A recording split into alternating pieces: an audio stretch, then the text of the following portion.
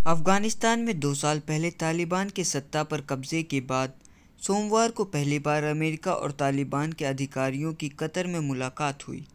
इस दौरान अमेरिका ने अफगानिस्तान में उन पॉलिसी को बदलने पर जोर दिया जिनके जरिए तालिबान ह्यूमन राइट्स को खत्म करने के साथ महिलाओं पर पाबंदियां बढ़ाता जा रहा है।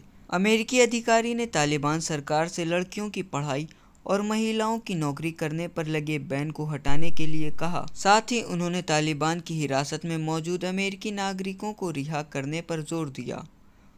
दूसरी तरफ तालिबान ने अपने नेताओं पर लगे ट्रैवल बैन को हटाने की मांग की। साथ ही उन्होंने अमेरिका से $10 अरब वापस लौटाने की मांग की।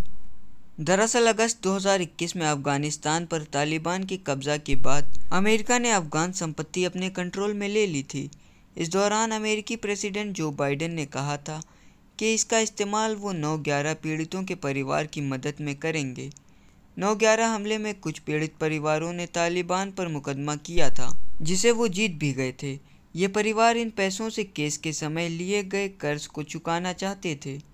हालांकि फरवरी में न्यूयॉर्क की फेडरल कोर्ट ने फैसला सुनाया था कि 9/11 हमले के पीड़ित इन पैसों का इस्तेमाल नहीं कर सकते हैं। जज जॉर्ज डैनियल्स ने अपने 30 पेज के ओपिनियन में कहा था, तालिबान को अमेरिका के इतिहास में हुए सबसे खतरनाक हमले की जिम्मेदारी लेते हुए खुद मुआवजा भरना चाहिए, लेकिन अमेरिका अफगान सेंट्रल बैंक के पैसों को जब्त नहीं कर सकता है। अगर उन्होंने ऐसा किया तो इसका सीधा मतलब यही होगा कि अमेरिका तालिबान सरकार को मान्यता दे रही है। अमेरिका सहित अब तक किसी भी देश में तालिबान को अफगानिस्तान की सरकार के तौर पर मान्यता नहीं दी है।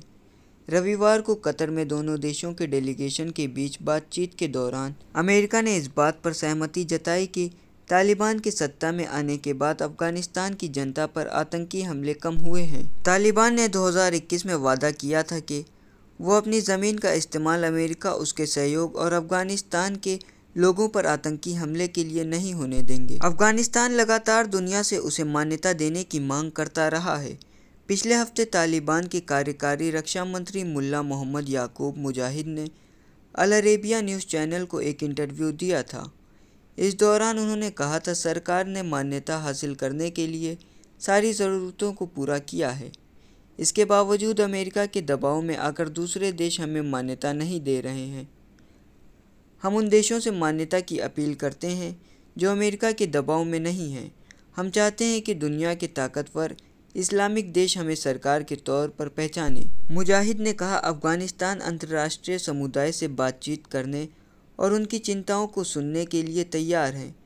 उन्होंने ये भी बताया कि अगर सऊदी अरब उन्हें मान्यता देने को तैयार हो जाता है तो वो 58 और मुस्लिम देशों से बातचीत करने की तैयारी कर रहे हैं।